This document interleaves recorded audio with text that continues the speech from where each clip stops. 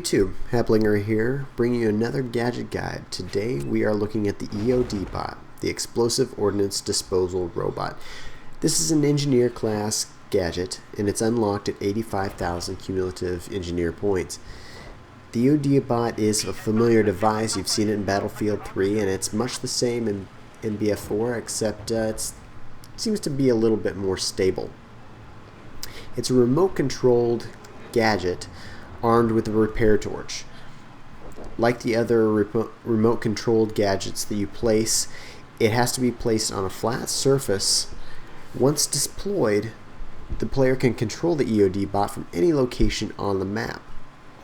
However, just like any other deployed gadget, you are in control of the gadget and therefore unable to defend yourself, so it's advisable to find a safe location to hide or control your EOD bot in very short spurts to remain alive while in control.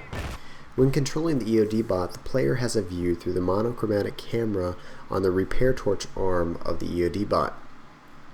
This camera view provides some information in the upper left on the heading, position, and speed of the bot, as well as crosshairs in the center and in the lower center, arranged to whatever is targeted by those crosshairs.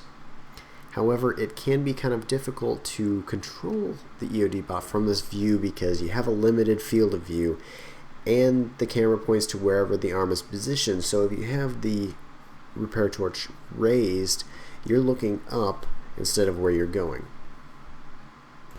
However, in servers that allow a third-person vehicle view, you can switch to that, and that will often make driving the EOD bot a little easier when trying to go distances or over rough terrain.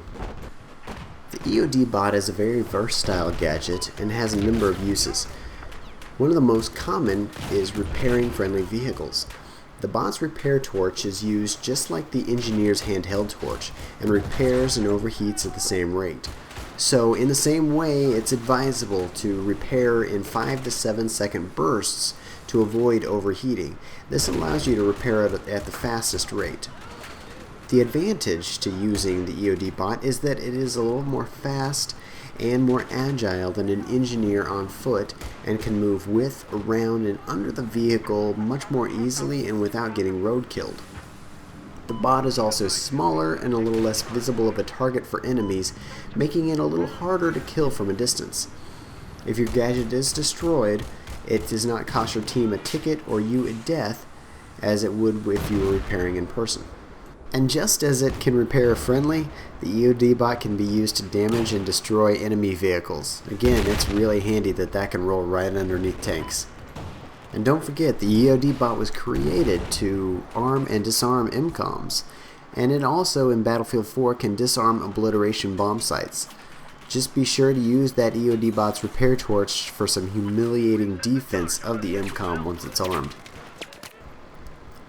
Just like the engineer's handheld repair torch, the EOD bot can kill enemy infantry.